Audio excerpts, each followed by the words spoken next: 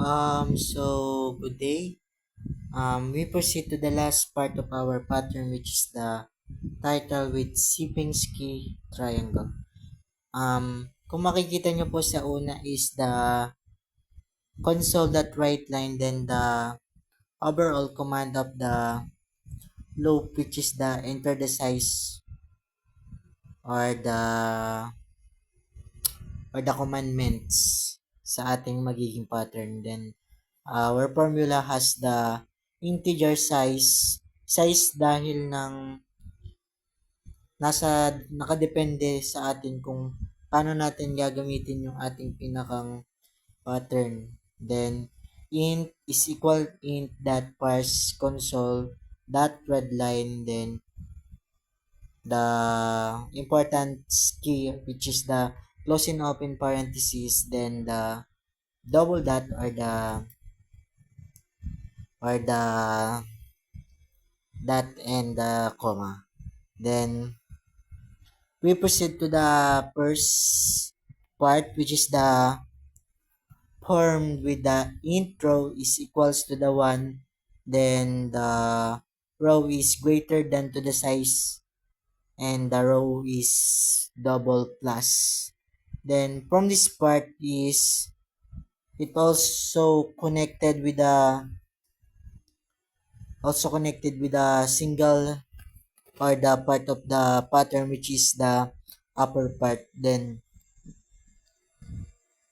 it also be connected with our loop, which is the commandments in our overall program or the overall pattern. Then this part has include or pinapakita sa atin na doon sa mismong space column is lamang talaga yung space compare dun sa pinakang input na ating ilalagay. Then row, then space column, this greater than equals to the size, then the sharp with value of 2, then space column is plus plus. Then mapapansin nyo dito is ito yung pinakang mahirap sa apat dahil mas madami siyang loop or the conjunction na tumutukoy sa pinakang space or pinakang value ng ating ginagawang pattern. Then from this part is malalaman na natin na mas lamang talaga yung space dahil ng mga conjunction or the value. Then this part is the console.write, then the blank space din sa gitna dahil once nilagyan natin yan is ibig sabihin hindi tutugma or hindi siya magiging angkop sa gusto natin or gusto nating ipakita na shape or size ng ating pattern. Then the second one is the star column. Then it's also represent with the middle or the gitnang bahagi ng ating pattern. Then mapapansin natin na imbes na space column is the stars column because kapag space column ang nilagay natin, may chance na maging bakante or mas maluang yung nasa loob ng ating ginagawang pattern, yung ating gustong ipakita. Then this part has the loop or mas kilala bilang single open bracket. Then it also represent bilang pananda na this line has the important key sa ating ginagawang pattern. Then this one as the star column is double equals to the value of 1, then the broken line with row, then the double equals to the value of 1, then the broken row, then the double equal and the size then broken, then stores, then row. Then mapapansin nyo is puro broken line siya. Ibig sabihin, from this part, malalaman natin na sa ating ginagawang mismong pattern is may putol or may broke na kailangan nating ingatan kasi once na may mali dyan, ibig sabihin, maapektuhan din natin yung pinakang overall size or overall pattern na ating ginagawa. Kaya, kailangan natin maging maingat at maging masusi para mas maipakita natin yung ating gustong size or the good result of our pattern. Then same process, console that right, then the sharp to the middle, then that. Then else is console that right, then blank space, then the dot or the dot with comma. Then mapapansin natin na from this part is it also represent with the column or the bilang suporta or magiging command sa ating ginagawang pattern. Then kagaya nga ng sabi ni Moreno nung nakaraang topic natin na each every one of this part of our code has the important key to create our good and enhanceable pattern or yung ating pinakang gustong pattern na makita. Then the else, then console that right, then mapapansin nyo din na from this part is the ended. Ibig sabihin, yan yung pinakang ended nung line na gusto nating pakita sa shape. Then, sa pangalawa naman is another formula with integer row, then equals with the value of 1, then dot with comma with row, then is greater than equals to the size, then row, then plus. From this slope is it's also organized with our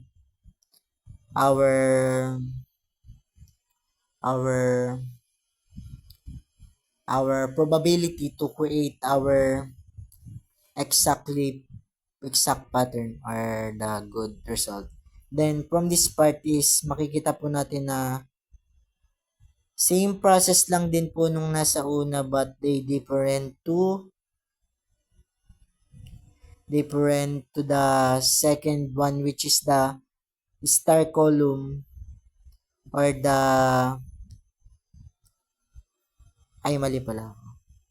Which I mean is same process lang din po hanggang sa atin ang broken line. Then tapos na. Same process lang din. From this part naman is it also represent bilang support din to create our new and organized pattern or the Sierpinski triangle. Then makikita din natin na walang pinagbago. Ibig sabihin, kahit na walang pinagbago or walang pinagbago din sa pinakang ibig sabihin, may possible na mas maging accurate yung ating ginagawa. Then, napansin nyo din na magkaparas din sila ng formula. Sa palagay ko is this formula are nakatulong upang mas maging capable yung ginagawa nating pagpapatibay or paggawa sa mismong pattern. Then same process din sa dulo. Then don't forget the console that right line or the close and open parenthesis with dot and comma. Then this part or the symbol of that our coding has the most important key to deliver our new and organized pattern that we are also help them to create a perfect and recognize. Then, dako na po tayo sa pinakang result. Then, we need to type the size. I think size is 10. Then we need to notice that from this part that we are also type the or kahit or kapag tinype natin yung pinakang gusto natin na size is mas maganda yung accurate na makikita natin katulad ng sa mga nakita or mas naunang mga pattern. Then kahit na ang ating conjunction ay space column, then WR row, then pwede siyang mag-result dahil sa pinakang formula niya na intro, then that one are mas nakatulong upang mas maging angkop yung ating ginagawa. Then sa result natin, then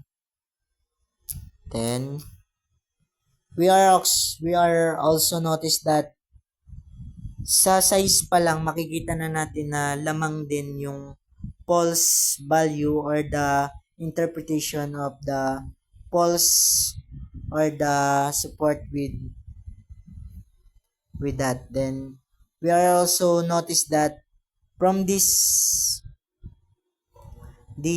pattern are the most accurate because we are also notice that different shape or different size, but they are also same in processing, but from this broken line it is the space column that we need to able to organize. Then mapapansin nyo din na from this coding nakabuo tayo ng iba't ibang shape. Then imbes na mag-focus lang tayo sa isa, then from this part, then natutunan natin na kahit anong gusto natin is pwede natin gawin, but sa kabilang banda is may mga limit or may mga part ng code na hindi natin pwedeng paltan, but we need to also follow the rules to para mas may pakita natin yung ating gustong ipakita na size or shape ng ating ginagawa. Then from the table and the columns is binubuo yun ng space column, then the space kagaya ng ginawa ko nung sa una. Ibig sabihin is mas lamang yung pinakang space niya kaysa dun sa pinakang input na inilalagay natin. Then kagaya nga ng sabi ni Sir Noel nung sa mga nakarang topic na kailangan natin maging maingat sa mga ating tinatype kasi may instances na kapag may mali tayong ginawa na formula is maaaring makaapekto or maapektuhan yung ating mga system or ating mga ginagamit to the point na may masamang mangyari sa ating mga gadgets or the date or the gigabytes or the gig ng ating mga cellphone. Then always think before you click, na hindi yung basta pindot ka lang ng pindot. Dapat alam mo yung pinipindot mo, and sa kabilang banda is dapat may alam ka sa mga part ng code para mas maging develops and mas organized yung pinapakita mong codes. Then dagdag ko lang is kailangan maging bukas ka sa mga error. Then we need to be sure focus our mind to create kung saan tayo nagkamali is doon tayo may mas natututunan. Yun lamang po and thank you.